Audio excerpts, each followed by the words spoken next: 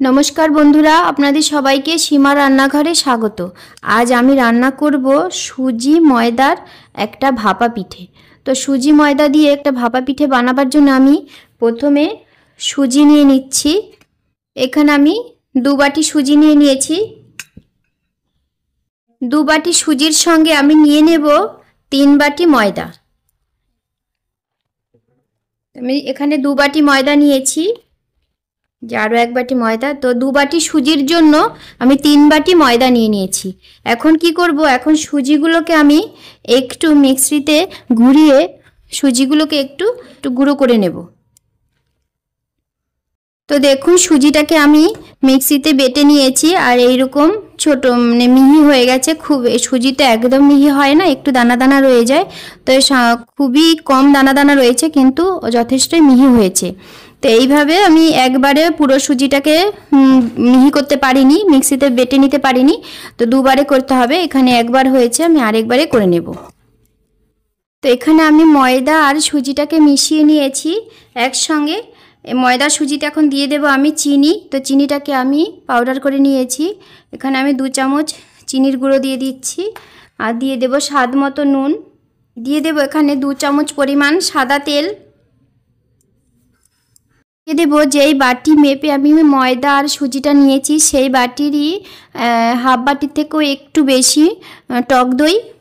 এখন আমি এই সমস্ত উপকরণগুলোকে একসঙ্গে ভালো করে মেখে নেব। প্রথমে আমি জল দেব না, এইগুলোকে ভালো করে হাত দিয়ে এইভাবে মেখে নেব। তো এখানে আমি দই দিয়ে ময়দা আর সুজিটাকে ভালো করে মেখে নিয়েছি। তো মাখানো হয়ে গেছে। এখন আমি কি করব, একটা ছোট্ট বাটিতে আমি 2 চামচ পরিমাণ তেল নিয়েছি। তেলের মধ্যে দিয়ে দেব সামান্য একটু নুন, দিয়ে দেব হাফ চামচ চিনির গুঁড়ো আর দিয়ে দেব গরম জল। তো গরম জলটা আমি কুসুম গরম জল নিয়েছি। দিয়ে দেব এখানে আমি 1 চামচ ইস্ট। তো ইস্টটা দিয়ে আমি ভালো করে নেড়ে দেব। নেড়ে 10 মিনিট আমি ঢাকা দিয়ে রেখে দেব। 10 মিনিট পরে আমি ইস্টটাকে আবার নিয়ে নিয়েছি। দেখুন কত সুন্দর গলে গেছে ইস্টটা। তো এখন আমি কি করব, যে ময়দা আর সুজির যে একটা ডো বানাবো তার মধ্যে এই ইস্টের জলটা আমি দিয়ে দেব। দিয়ে দিয়েছি। দিয়ে এখন এটাকে ভালো করে হাত দিয়ে একটু নেড়ে এইভাবে মেখে নেব। তো মেখে নিয়েছি। এখন আমি অল্প অল্প করে গরম জল দেব। গরমটা খুব বেশি গরম নয়, উষ্ণ গরম জল দিতে হবে। গরম জলটা দিয়ে ময়দার একটা ডো বানাতে হবে। তো ডোটাকে একটু নরম নরম করে মাখতে হবে। দেখুন এই যে এরকম নরম করে মাখতে হবে, তবে ডোটা ভালো পারফেক্ট রেডি হবে। তো ভালো করে মেখে নিয়েছি আমি। এখন ডোটাকে ঢাকা চাপা দিয়ে রেখে দেব 30 মিনিটের জন্য। ওটা ঢেকে রাখার আগে আমি হাতে অল্প সামান্য তেল নিয়েছি। তেলটা নিয়ে এইভাবে তেলটাকে মাখিয়ে দিয়ে আমি ঢাকা চাপা দিয়ে রেখে দেব 30 মিনিটের জন্য।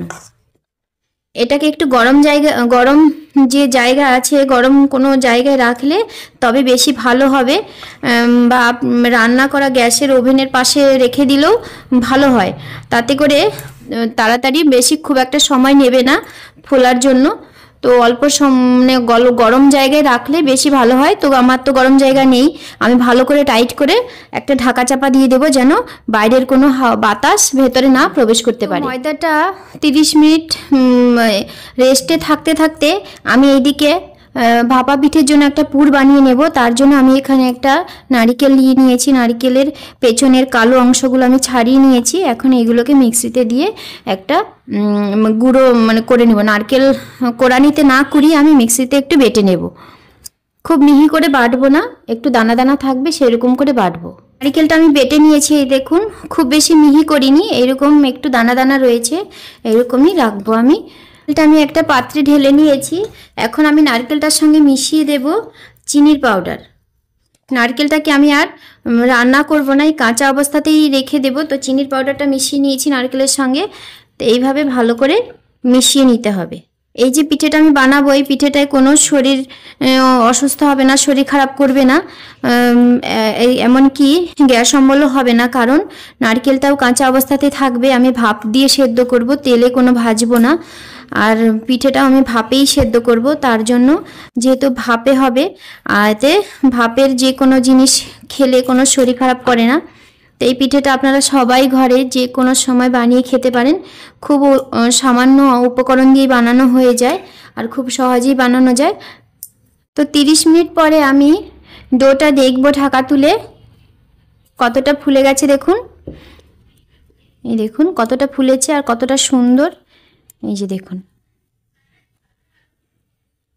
দেখছেন কতটা সুন্দর ফুলে গেছে। তো এখন এটাকে আমি আরও একটু ভালো করে এইভাবে ঠেসে ঠেসে মেখে নেব, যাতে করে ডোটার মধ্যে যে বাতাসটা জমেছে সে বাতাসটা বেরিয়ে যায়। তো মাখানো হয়ে গেছে। তো আমি বাতাসটা বের করে নিয়েছি ডোটার থেকে। এখন অল্প সামান্য একটু ময়দা দিয়ে দেব। ময়দা দিয়ে আমি আরও একটু হাত দিয়ে এইভাবে মেখে নেব। সামান্য একটু ময়দা দিলে যে চিটচিটে ভাবটা আছে ওই ভাবটা আর থাকবে না। তাতে করে আমি এই ডোটাকে ভালোভাবে পিঠে বানাবার কাজে লাগাতে পারবো। এই দেখুন, আর চিটচিটে ভাব নেই, হাতের সঙ্গে আর চিটে যাচ্ছে না। তো সুন্দর রেডি হয়ে গেছে। এখন ছোট ছোট লেচি কেটে নেব। এই যে এতটা পরিমাণ লেচি, এতটুকু করে এক মুঠো পরিমাণ করে লেচি আমি কেটে নেব। লেচি কেটে এইভাবে গোল করে নেব, দুই হাতের মাঝখানে রেখে গোল করে নিয়ে একটা এইরকম বাটির মতো করে শেপ করে নেব। তো হয়ে গেছে। এখন এর মাঝখানটায় আমি দিয়ে দেব নারকেল আর চিনির যে আমি পুরটা বানিয়েছিলাম সেই পুরটাকে দিয়ে মুখটাকে ভালোভাবে বন্ধ করে দেব। এইভাবে মুখটা বন্ধ করে দেব। মুখটা বন্ধ করে হাত দিয়ে একটু এইভাবে ছড়িয়ে দেব। এইভাবে করে দেব। সব কয়টাকে আমি এইভাবে করে রেডি করে নেব পিঠের জন্য। তো প্রত্যেকটা আমি এইভাবে রেডি করে নেব। ময়দার ডোটার মধ্যে আমি নারকেল আর চিনির পুরটা পুরে নিয়েছি। এখন আমি এইগুলোকে একটু বেলে নেব। বেলে নেব কেমন করে? পরোটার মতো করে বেলবো, কিন্তু অত পরোটাটা যেমন আমরা একটু পাতলা করে বেলি, রুটির চাইতে একটু মোটা থাকে পরোটা, কিন্তু এটা আরও একটু মোটা থাকবে। তো এইভাবে বেলে নেব। খুব বেশি পাতলা করব না আর খুব বেশি মোটাও থাকবে না। এইভাবে করে আমি সবকটা ভাপা পিঠা রেডি করে নেব। তো দেখুন সবকটা বেলে আমি রেডি করে নিয়েছি। এখন চলুন এই পিঠেগুলোকে ভাপে সেদ্ধ করতে দিই। সেদ্ধ করার জন্য আমি আগের থেকে একটা ডেচকিতে গরম জল বসিয়ে দিয়েছি। জলটা গরম হয়ে গেছে, এই যে দেখুন। তো তার উপরে একটা আমি এইরকম ফুটো ফুটোওয়ালা ঝুড়ি বসিয়ে দিয়েছি। তো ঝুড়িটার উপরে আমি দিয়ে দেব এই পিঠেগুলোকে, এইভাবে দিয়ে দেব। এটা আমি ভাপে বসিয়ে দিয়েছি। এখন আমি উপর থেকে একটা এই ঢাকা দিয়ে এভাবে ঢাকা চাপা দিয়ে দেব।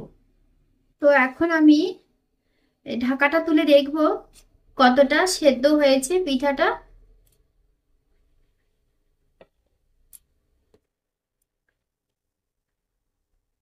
এই দেখুন সুন্দর সেদ্ধ হয়ে গেছে, ফুলেছে কতটা সুন্দর, প্রত্যেকটা ফুলে ডবল হয়ে গেছে। তো এখন আমি এগুলোকে নামিয়ে দেব।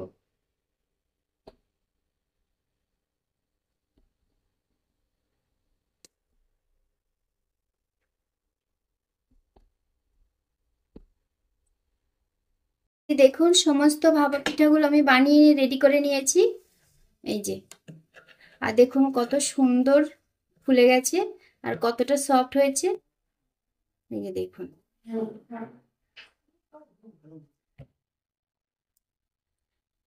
তৈরি হয়ে গেছে আমার ভাপা পিঠা রেসিপি। তো এই পিঠাটা দেখতে যতটা সুন্দর, খেতেও ততটা ভালো আর তেমনি স্বাস্থ্যকর।